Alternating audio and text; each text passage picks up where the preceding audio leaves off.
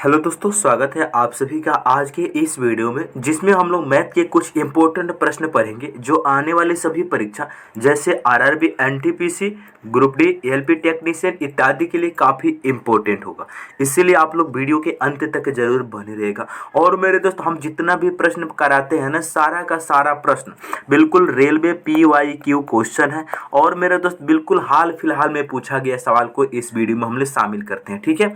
इसलिए आप लोग वीडियो के अंत तक जरूर बने रहिएगा। तो चलिए शुरू करते हैं सवाल नंबर 1 से।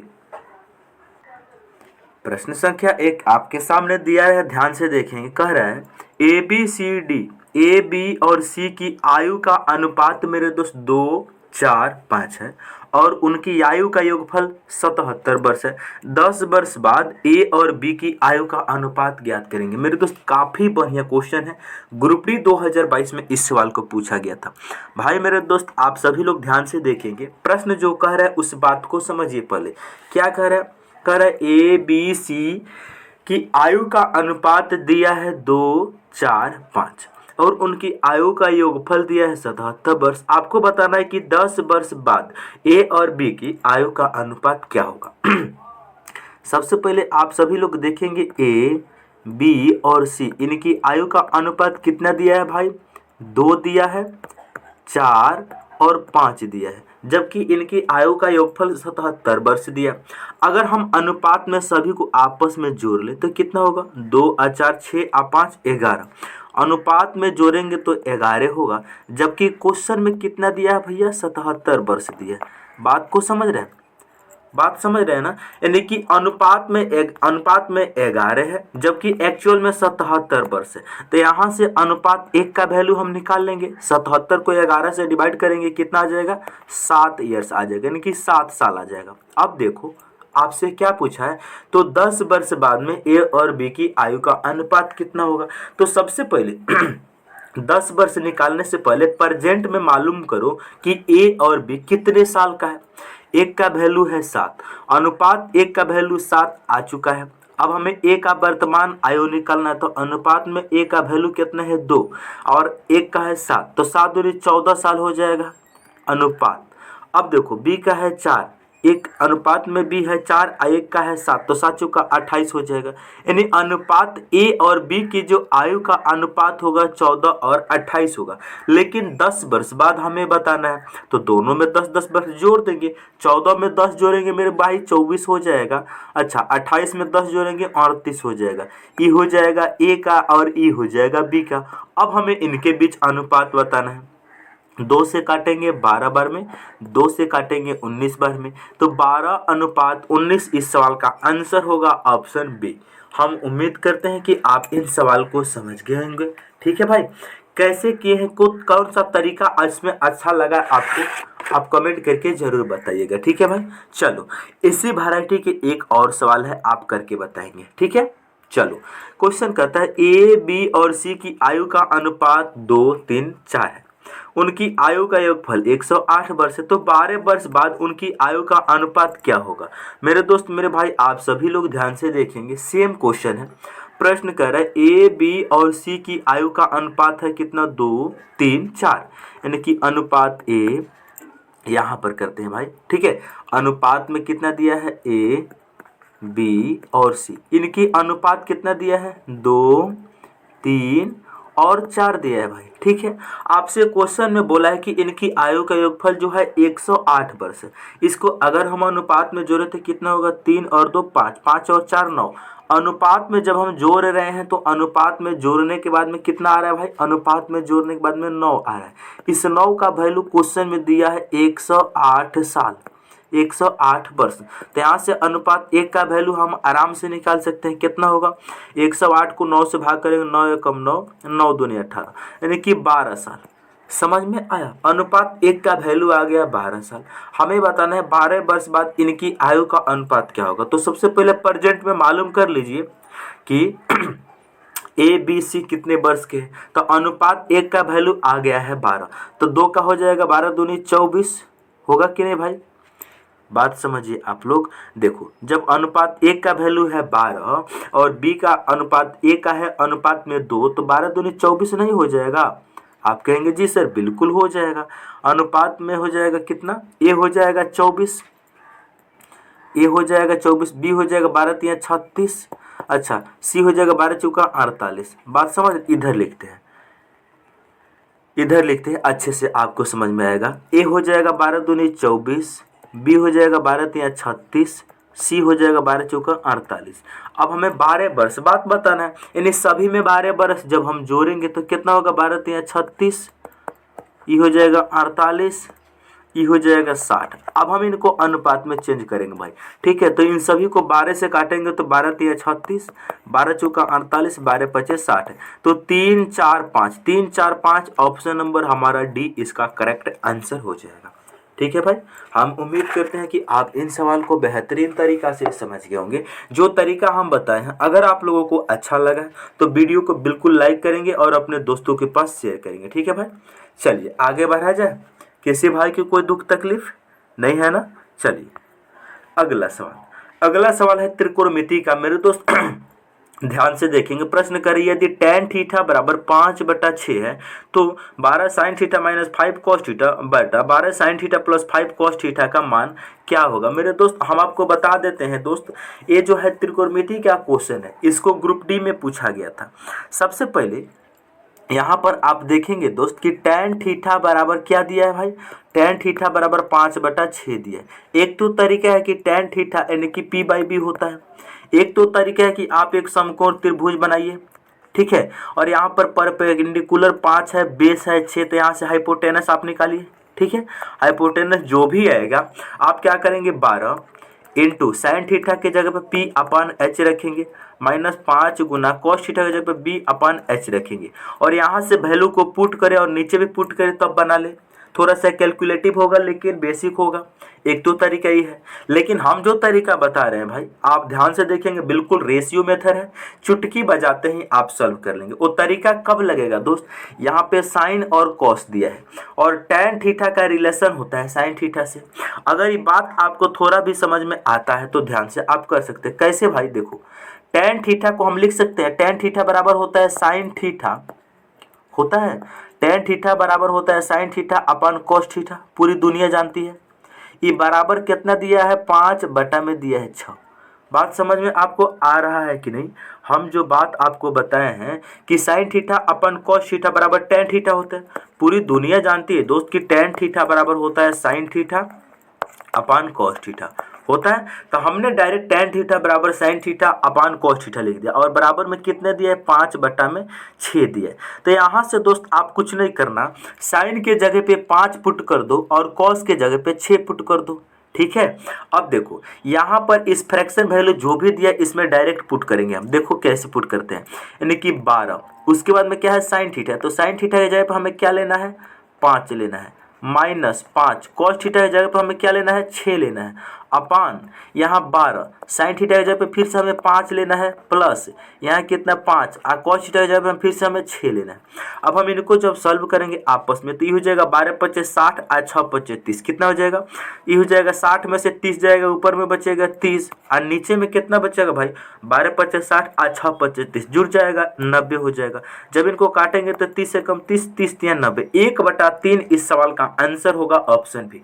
कितना आसान हो गया दोस्त, हो गया ना। अगर थोड़ा भी आपको दिमाग में ये बात क्लिक कर जाता कि टैन थीटा का जो रिलेशन होता है साइन और कॉस से होता है और यहाँ पे साइन और कॉस के बारे में ही पूछा गया है, तो आप इस ट्रिक का इस्तेमाल कर सकते हैं। अगर ये बात आपके दिमाग में क्लिक नहीं करेगा तो हम जो पहला मेथड बताए हैं आप उस तरीका से बिल्कुल सॉल्व कर सकते थे। ठीक है दोस्त, किसी भाई को कोई दिक्कत। चलिए एक सवाल बिल्कुल इसी प्रकार का है, आप उसको करेंगे।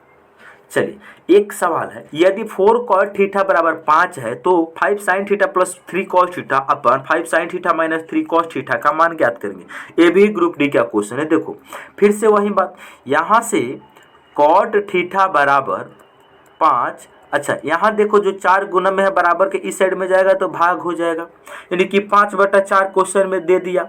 अब देखो कॉट थीटा को फिर साइन और कॉस में आप चेंज कर सकते हैं, क्योंकि जब टेन थीटा बराबर साइन थीटा अपन कॉस थीटा होता है तो टेन और कॉट एक दूसरे का उल्टा होता है, तो कॉट थीटा बराबर जो फॉर्मूला हो जाएगा वो हो जाएगा कॉस थीटा अपन साइन थीटा। पूरी दुनिया जानती है भाई इसे, तो आप डायरेक्ट यहाँ से भी इस फॉर्मूला को लगा सकते हैं, क्योंकि साइन और कॉस के ही बीच में तो रिलेशन पूछा गया है। तो कॉट थीटा बराबर हो जाएगा कॉस थीटा अपन साइन थीटा। ये बराबर में कितना दिया है 5/4 दिया है। अब देखो दोस्त यहाँ से तुम करोगे क्या, कॉस के स्थान पे तुमको 5 रख लेना है, साइन के स्थान पे 4 रख लेना है और इसका फ्रैक्शन वैल्यू को सॉल्व कर लेना है भाई, ठीक है।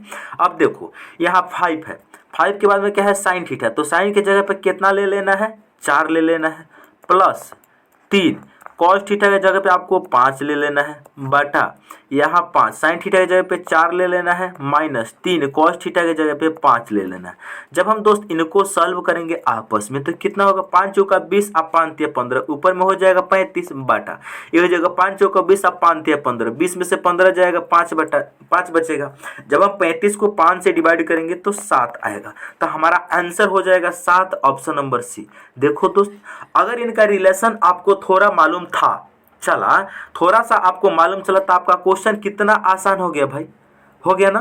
तो हम उम्मीद करते हैं कि आप इन सवाल को समझ गए होंगे, लेकिन समझने से पहले हम जो तरीका बताए हैं क्वेश्चन को सॉल्व करने के लिए इसको आप कहीं नोट कर लेंगे। जब भी इस वैरायटी के क्वेश्चन आपको जिंदगी में कहीं मिल जाए ना, tan और cot का डायरेक्ट आप रेशियो मेथड से कर सकते हैं। अगर इस तरीका से आप नहीं कर सकते हैं तो हम जो तरीका बेसिक बताए हैं आप उस तरीका से करेंगे, ठीक है। आगे बढ़ा जाए, चलिए अब देखो हम तरीका भी बता देते हैं। हमने आपको तरीका जो बताए थे उस तरीका से भी इसको सॉल्व कराते हैं। देखो मान लीजिए त्रिभुज है ए बी और सी, यहाँ पे 90 डिग्री का कोण बनता है। यहाँ पर दोस्त कॉट थीटा जो दिया है क्वेश्चन में, कॉट थीटा बराबर 5/4, कॉट थीटा बराबर क्या होता है b/p होता है, ठीक है। तो जब यहाँ पे 90 डिग्री बना है तो p हो जाएगा 4 और b हो जाएगा कितना 5। तो यहाँ से पाइथागोरस थ्योरम से ही आप निकाल सकते हैं कितना होगा भाई, पाइथागोरस थ्योरम से निकालेंगे तो इसका वर्ग और इसका वर्ग के स्क्वायर के बराबर होगा, ठीक है। तो ये पाइथागोरस थ्योरम को मान लीजिए x आया माना, ठीक है। तो h बराबर हो गया s, b बराबर हो गया 5 और p बराबर हो गया 4। अब यहाँ से आप इनको सॉल्व नहीं कर सकते, कैसे करेंगे भाई 5 गुना साइन के जगह पर p/h, p के जगह पे 4 रखेंगे, h का वैल्यू जो भी आया होगा, प्लस 3 cos के स्थान पे b/h, तो b की जगह पे 5 रखेंगे और h की जगह को x रखेंगे। आप ऐसे ऊपर सॉल्व करेंगे, ऐसे नीचे सॉल्व करेंगे, लेंथी होगा कि नहीं, इसीलिए हम वो तरीका शॉर्ट तरीका बिल्कुल आपको बताए थे, ठीक है। चलो इसको बनाने में आपको टाइम ज्यादा होगा, उसको बनाने में बिल्कुल भी टाइम ज्यादा ना होगा दोस्त। आगे बढ़ा जाए, चलिए 5 नंबर सवाल है, मोस्ट इंपोर्टेंट सवाल है और एनटीपीसी 2022 में इस सवाल को CBT 2 में पूछा गया था भाई, ठीक है। बिल्कुल भी इस क्वेश्चन को आप स्किप मत कर सकते हैं। और देखो जो हम तरीका बताएंगे आपको तरीका समझना है और यहाँ पर जो कंसेप्ट बताएंगे उस कंसेप्ट को भी समझना है। देखो यहाँ पर जैसे लिखा है a का 15% अनुपात b का 25%, उसके बाद समानुपात लिखे है, उसके बाद 8:11 है, तो a अनुपात b किसके बराबर है। देखो a का 15%, हम इसको अनुपात में चेंज कर रहे हैं भाई। a का मतलब गुना होता है 15%, कोई दिक्कत नहीं 15%। उसके बाद अनुपात दिया तो हम बटा लगा सकते हैं। उसके बाद में दिया है भाई b का 25%, समझ गए। समानुपात का मतलब होता है बराबर, 8 को ऊपर रखेंगे, अनुपात 11, 8:11 का मतलब 8/11 हो जाएगा। अब देखो यहाँ से जो तरीका होगा हम जादू दिखाएंगे काट पीट करने का। देखो ये प्रतिशत से प्रतिशत कट सकता है, अच्छा 5 से ही 15 कटेगा 3 बार में, 5 से ही 25 कटेगा 5 बार में। अब आप कैंची गुना करेंगे, यहाँ पर दोस्त आप कैंची गुना करेंगे तो कितना होगा 11×3a, 11×3a सॉरी 11×33a, ये 5 बार में गया था, 11×33a बराबर हो जाएगा, इधर कितना हो जाएगा 8×5 40b के, 40b के। अब देखो यहाँ से ए और बी का जब हम रेशियो निकालेंगे तो इधर 40 रहेगा, यहाँ जो 33 इधर गुना में था इधर जाएगा तो डिवाइड में हो जाएगा, यानी ए का वैल्यू आ गया 40, बी का वैल्यू आ गया 33। तो इसका आंसर हो जाएगा 40:33। कहाँ दिया है? ऑप्शन सी में दिया है। तो इस सवाल का आंसर ऑप्शन सी होगा। देखो CBT 2 का ये प्रश्न है, लेकिन इस प्रश्न में अगर थोड़ा भी आप दिमाग लगाएंगे ना मेरे दोस्त, तो आप इस क्वेश्चन को बिल्कुल चुटकी बजाते हैं सॉल्व कर सकते हैं। ठीक है, कैलकुलेटिव कुछ भी नहीं था, बिल्कुल आसान था। आगे बढ़ा जाए। हम उम्मीद करते हैं कि आप इन सवाल को भी समझ गए होंगे। चलिए दोस्त अगला क्वेश्चन, नेक्स्ट क्वेश्चन है 6 नंबर, काफी बढ़िया डिस्काउंट का प्रश्न है। कर है इनमें से कौन सा बेहतर है? देखो आपके पास दो ऑप्शन, दो पॉइंट दिया गया है, 1 और 2। एक में बता रहा है 10% और 20% की क्रमिक छूट अच्छा है, या फिर 20% और 10% की क्रमिक छूट अच्छा है। देखो हम आपको बता रहे हैं भाई, सबसे पहले हम पहला पॉइंट को देखेंगे। पहला पॉइंट को हम चेक करेंगे कि 10% और 20% की दो को क्रमिक छूट दिया जा रहा है। ठीक है, मान लीजिए कोई चीज़ का अंकित मूल्य 100 रुपया था।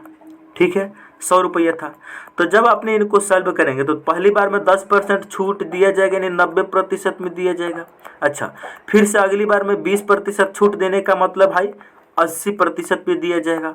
अब हम जब इनको सॉल्व करेंगे भाई तो 1 0 1 0, 2 0 से 2 0 खत्म हो जाएगा, और 2 0 से 2 0 ई खत्म हो जाएगा। तो कितना बचेगा? 9 8 72, यानी कि 72 रुपये में उस सामान हमको खरीदने को पड़ेगा। जब कोई चीज़ को हमने 100 रुपया माना तो ये दोनों क्रमिक छूट देने के बाद हमको मिल कितना में रहा है? 72 रुपये में। दूसरी कंडीशन में भी हम चेक करेंगे। दूसरी कंडीशन में मान लीजिए हम 100 रुपये के चीज़ को पहली बार में 20% डिस्काउंट ले रहे हैं, इसका मतलब उसको हम 80% पे ले रहे हैं।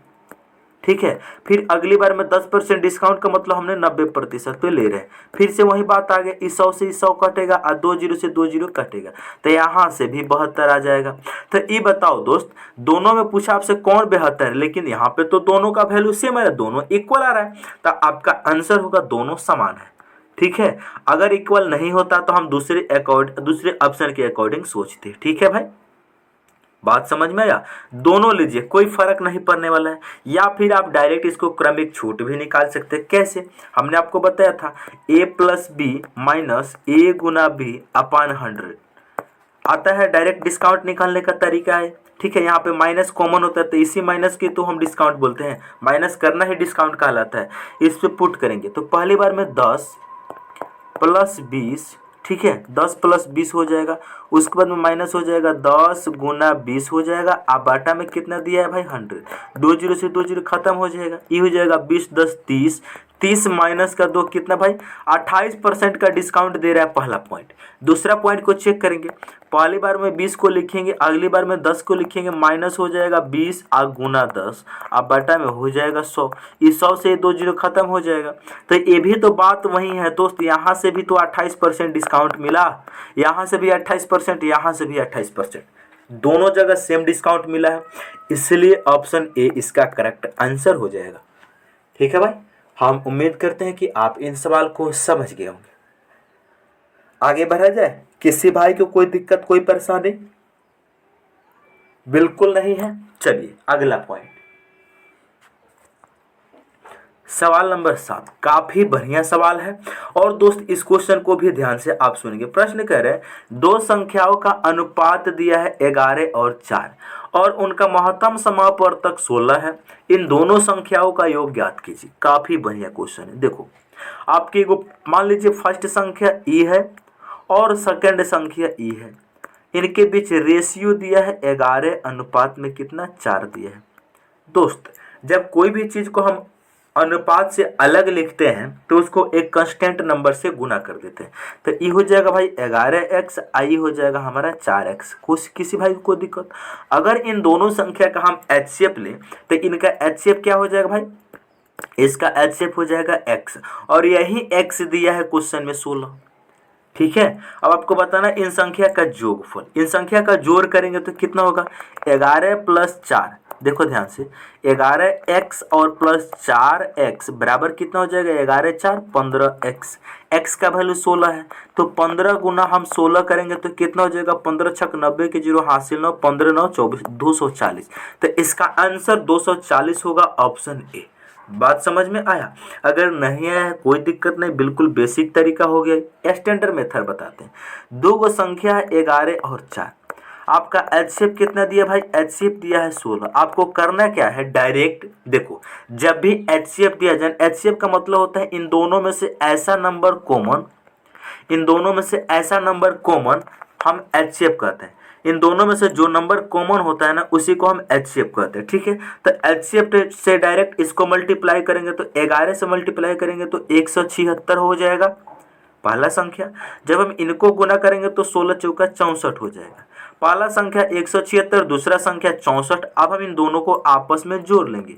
ठीक है, 6 4 10 के 0 हासिल 1, 7 6 13 14 के 4 हासिल 1, 1 और 1 2, 240। तो ये डायरेक्ट तरीका है करने का। ठीक है दोस्त, चलिए अगला क्वेश्चन।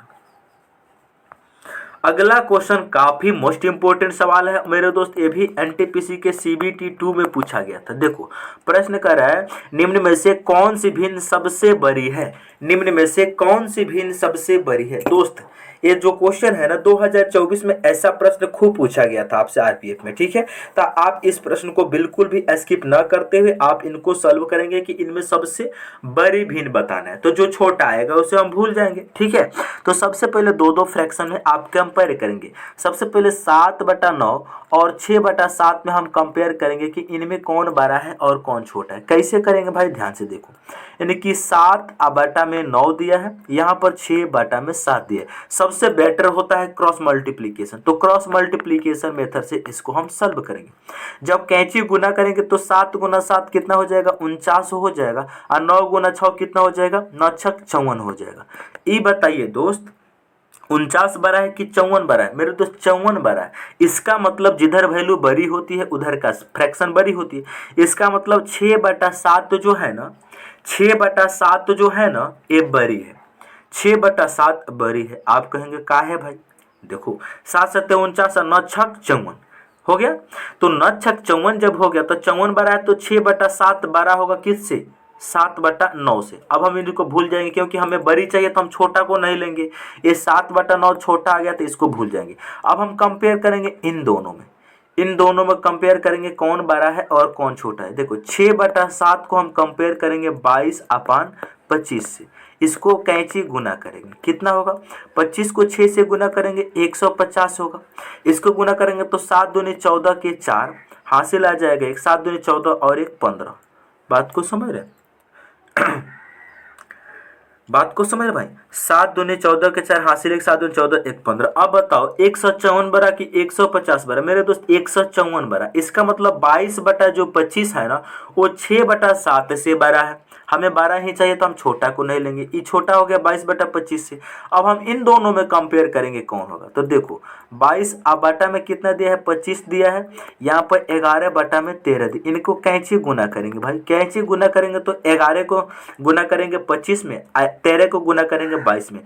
तो 13 दूनी 26 के 6 हासिल कितना? 13 दूनी 26 के 6 हासिल 2, 13 दूनी 26 और 2 कितना हो जाएगा? 28।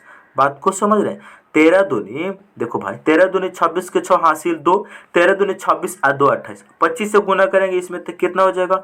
25 दहिया 250 हो जाएगा। आप 25 जोड़ेंगे इसमें और तो कितना? 275 हो जाएगा। तो ये बताइए भाई 275 बड़ा कि 286 बड़ा? नहीं, 286 बड़ा।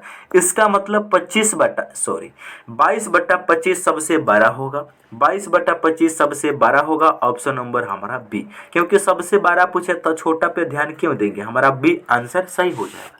ठीक है दोस्त, चलिए हम उम्मीद करते हैं कि आप इन सवाल को बेहतरीन तरीका से समझ गए होंगे। यदि आप हमारे चैनल पर पहली बार आए हैं तो प्लीज़ इस चैनल को जरूर सब्सक्राइब करें और अपने दोस्तों के पास शेयर करें। मिलते हैं अगले वीडियो में। ठीक है दोस्त।